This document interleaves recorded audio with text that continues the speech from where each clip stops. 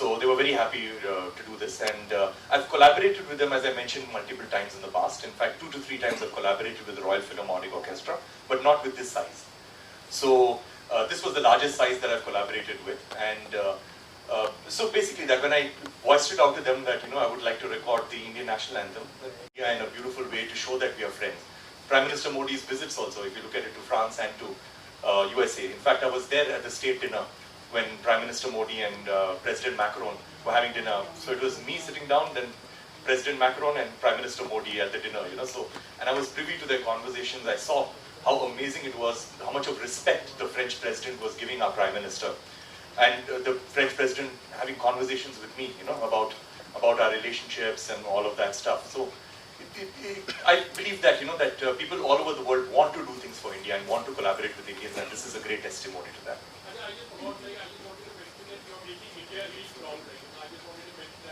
I hope I am, yeah. Of course you are. I just met you on Preeti Moon interview. Yeah, like we were discussing outside also, there's a lot of emotional factor attached to this, and while creating such a masterpiece yourself. So coming back to how are you going to collaborate with the government of India on this to actually, since you said you're releasing it on August 14th, and that's also, by the way, Pakistan's Independence Day. So I'm but eve of our Independence Day. Yeah, correct. So are you going to collaborate with the government of India on this? Is our Prime Minister going to make an official announcement on this? Right now there is no talk about that, but I'm hoping, because so what I forgot to mention is that I actually recorded this on the 7th of August, just day before yesterday. So I came directly to the Leela Hotel from London this morning. So that is what. So I recorded just day before yesterday, and we edited it in record time. So we recorded it at Abbey Road Studios from 2 o'clock to 5 o'clock on the 7th in London time. So at 5 o'clock, which was approximately about 10 o'clock, 10:30 p.m. India time, that is when I uploaded the files to our editor, who is in Bangalore. And so by the time I landed over here, the edit was ready. So that is how it was done. It was done in record time. And yeah, so basically that. So right now the anthem, you all are the first people besides me who has watched this anthem today. So because it is just literally ready just now. So right now is when the discussions will start, because without having anything in my hand, it's impossible to have discussions with the government and to showcase, So, and the other thing what I wanted to mention is that since it's free for all, on August 14th at 5 p.m. eve of Independence Day, my sincere request to everybody is that we are not going to be releasing it on one channel and everybody go over there. So what I'm going to do is that if you all can leave your details, like email IDs or WhatsApp numbers with Neeraj ji, then what I will do is that I will send the anthem on 14th in the morning to everybody. And if you all can just hold off releasing the anthem till 5 o'clock, that would be really good. And I would sincerely appreciate that. From 5:01 onwards, you all can just post it in your own, on your own channels, wherever you all want, on whichever channels. And also you all can add an introduction yourself. Like for example, if you've got your own channel, you can just add like a 45-second or 30-second introduction describing it, and and attach it to the video and put it out. So I would be very, very grateful if everybody does that. Even if it is on your own personal social media, please upload it, because we're not looking at just one upload where everybody goes there. We want everybody to upload it. Ricky, hi. This is Russell De Silva from Press Trust of India. Hi. I must say, first and foremost, before I put forth my question, that during this meeting, as a film critic, I go regularly to the theatre, and I know of your work, yeah. Yes, as you would know that the national anthem is played over before each movie. Correct. But right now, the goosebumps that I got standing watching you over there at Abbey Road Studio. And music has always felt very patriotic to me. Is that when a Bollywood singer or a Bollywood composer, when they perform anywhere in the world, whether it is New York or New Jersey or or Moscow or Berlin or wherever, they always are able to fill up a complete stadium. They're able to fill up a stadium, they're able to fill up a complete arena or a hall or whatever, and they get a huge audience. But that audience is mostly the Indian diaspora. About 99% of that audience is the Indian diaspora.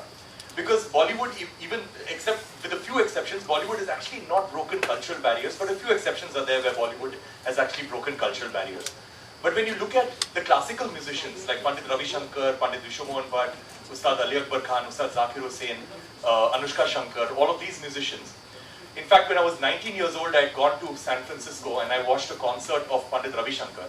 And what shocked me of that concert is that there must have been about 1,500 people in the audience. And the audience inside the auditorium was very reflective of the demographic of the city itself. Because inside the audience, about 80% of the people who were natives of San Francisco. And the rest of them were, were people from India, people from China, people from Latin America, and things like that. And then that is when I realized that it's these traditional musicians who have actually broken cultural barriers. And the best part is that they're not trying to ape the West.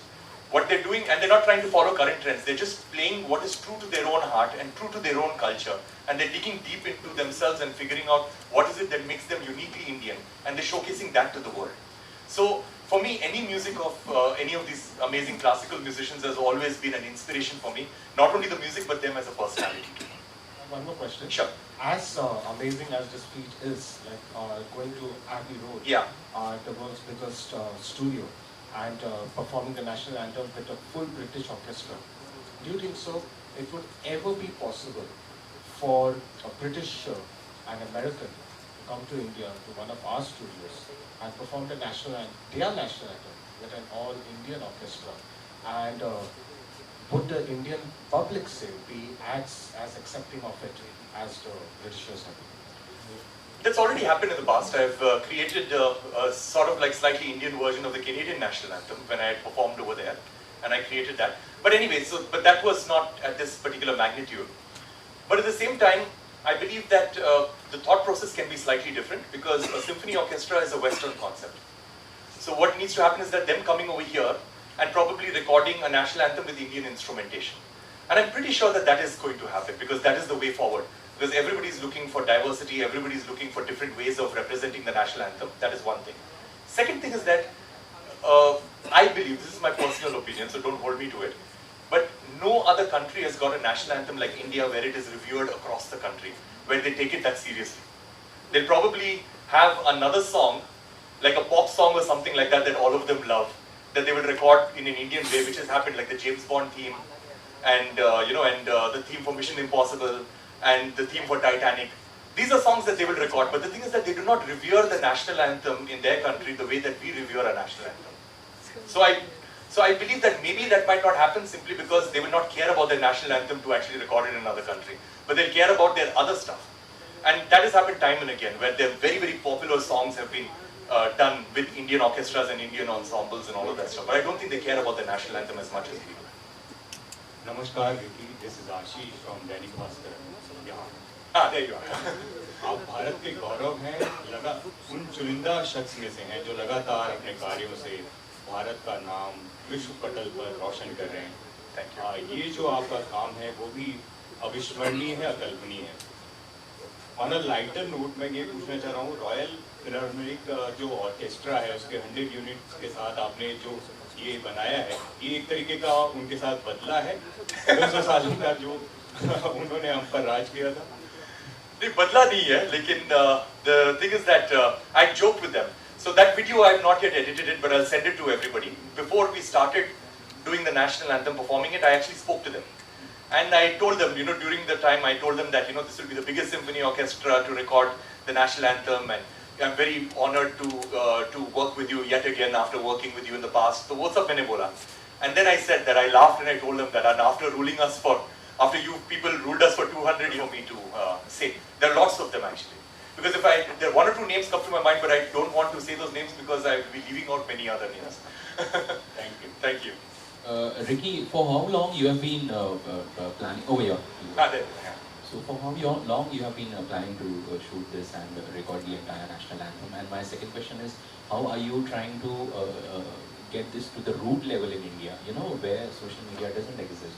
So for those people or over there, in connection with the government of India, maybe for that matter, or for social causes, how are you planning to take it?